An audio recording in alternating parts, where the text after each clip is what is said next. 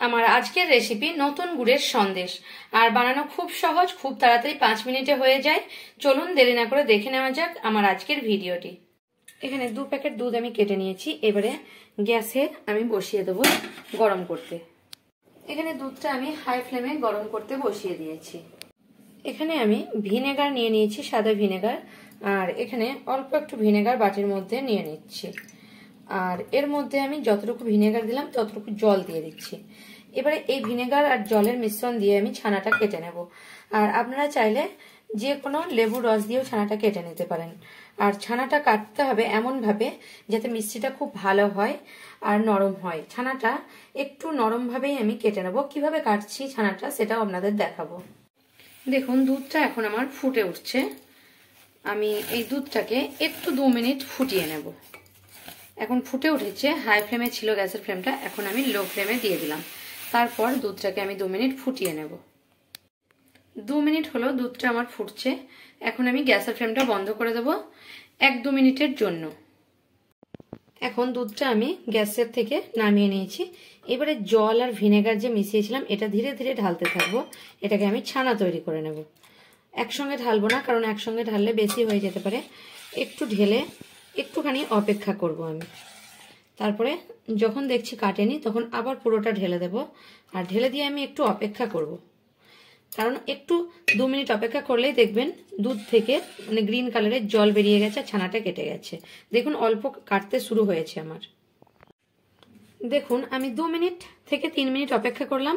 আমার দুধ থেকে ছানা কেটে গেল আর জলটা গ্রিন হয়ে এসে গেল।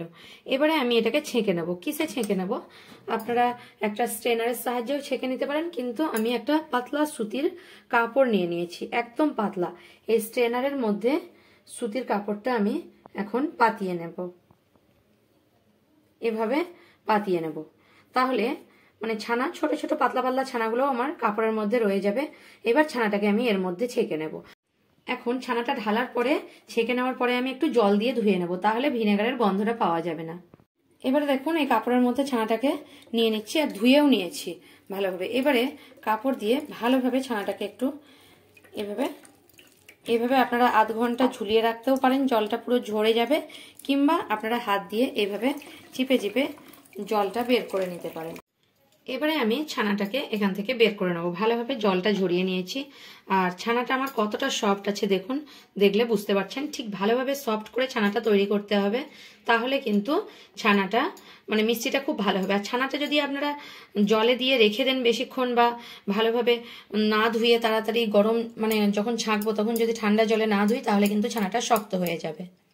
এবারে ছানাটাকে হাত দিয়ে ভালোভাবে আমি মাখিয়ে নেব। এটা যেন একদম নরম সফট হয়ে যায়। যেমন ভাবে রসগোল্লা মাখাই আমরা, সেভাবেই ভালোভাবে মাখিয়ে নেব। দেখুন ছানাটাকে আমি কতটা সফট করে মাখিয়ে নিয়েছি, একদম সফট। যখন আপনারা দেখবেন হাতে দিলে একদম মোলায়েম হয়ে যাচ্ছে, মানে ছানাটা আমার তৈরি হয়ে গেছে। এবারে একটা ননস্টিকের কড়া নিয়ে নিয়েছি। আর এই ছানার ডোটা আমি এই কড়ার মধ্যে দিয়ে দিচ্ছি। আর নতুন গুড় মানে নলেন গুড় দিয়ে আজকে আমি সন্দেশটা বানাবো। কিন্তু মানে পুরো যদি হাফ কাপ আমি নলেন গুড় দিয়ে দেবো, লাল রং হয়ে যাবে, ভালো লাগবে না। তাই আমি হাফ কাপেরও অর্ধেক নলেন গুড় এখানে দিয়ে দিলাম।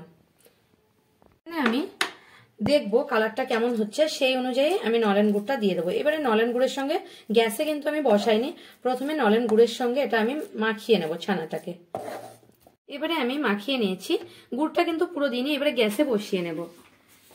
মিডিয়াম ফ্লেমে রেখে প্রথমে আমি গ্যাসে এটা বসিয়ে নিচ্ছি।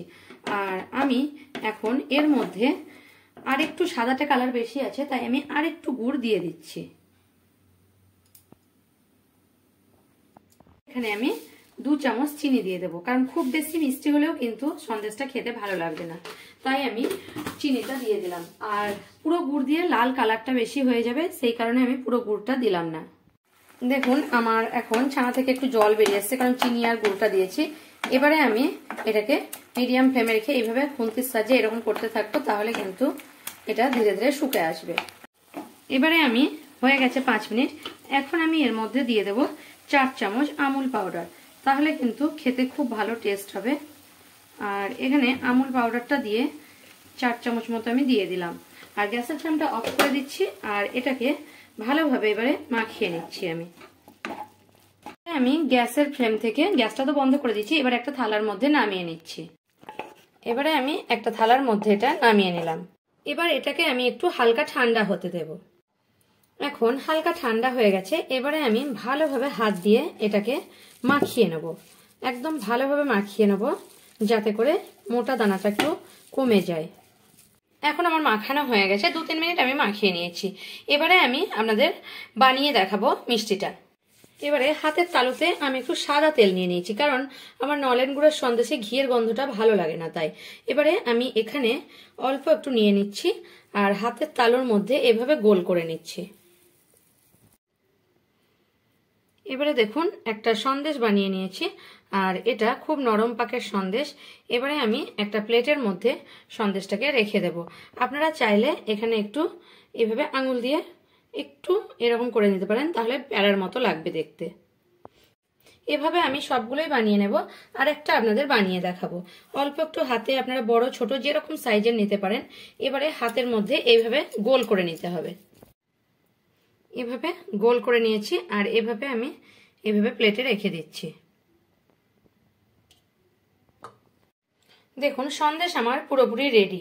আর কতগুলো হয়েছে দেখুন আমার সন্দেশ। আমার ভিডিও যদি আপনাদের ভালো লাগে তাহলে আমার চ্যানেলকে সাবস্ক্রাইব করার অনুরোধ রইল। আর কমেন্ট করে জানাবেন নলেন গুড়ের সন্দেশটা আপনাদের কেমন লাগলো। যদি ভালো লেগে থাকে তাহলে একটা লাইক করতে ভুলবেন না, আর প্রচুর প্রচুর শেয়ার করবেন।